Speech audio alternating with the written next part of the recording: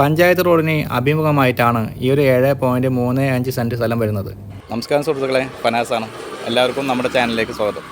ഇന്നുള്ളത് തൃശ്ശൂർ ജില്ലയിലെ വടക്കേകാട് പഞ്ചായത്തിൽ കിഴക്കേ കല്ലൂർ എന്ന സ്ഥലത്താണ്. ICA സ്കൂളിൻ്റെ ഒക്കെ പരിസരത്തായിട്ട് വരും.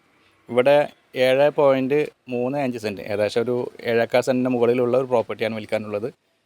പഞ്ചായത്ത് റോഡിന് അഭിമുഖമായി ഏകദേശം ഒരു 19 മീറ്ററോളം റോഡ് ഫ്രണ്ടേജുള്ള ഒരു പ്രോപ്പർട്ടി.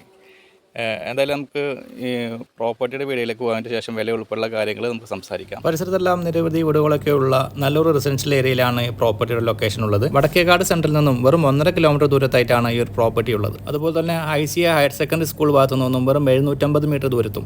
പ്രോപ്പർട്ടിയിൽ നിലവിൽ ഒരു പഴയ ഓട് വീടുണ്ട്. വീടിന് വില ഉദ്ദേശിക്കുന്നില്ല. സ്ഥലത്തിൻ്റെ വിലക്കാണ് ഈ പ്രോപ്പർട്ടി വിൽക്കാൻ ഉദ്ദേശിക്കുന്നത്. ഈ പ്രോപ്പർട്ടിയിൽ ഒരു വറ്റാത്ത കിണറുണ്ട്. അതുപോലെ തന്നെ വെള്ളം കയറാത്ത ഒരു പ്രോപ്പർട്ടിയാണിത്. നടക്കാവുന്ന ദൂരത്ത് മുസ്ലിം പള്ളിയുണ്ട്. എല്ലാവിധ സൗകര്യത്തോടു കൂടിയിട്ടുള്ള ഒരു പ്രോപ്പർട്ടിയാണിത്. ഇനി ഡോക്യുമെൻറ്റ്സിനെ കുറിച്ച് പറയുകയാണെങ്കിൽ ഇതൊരു പുരയിടമാണ്.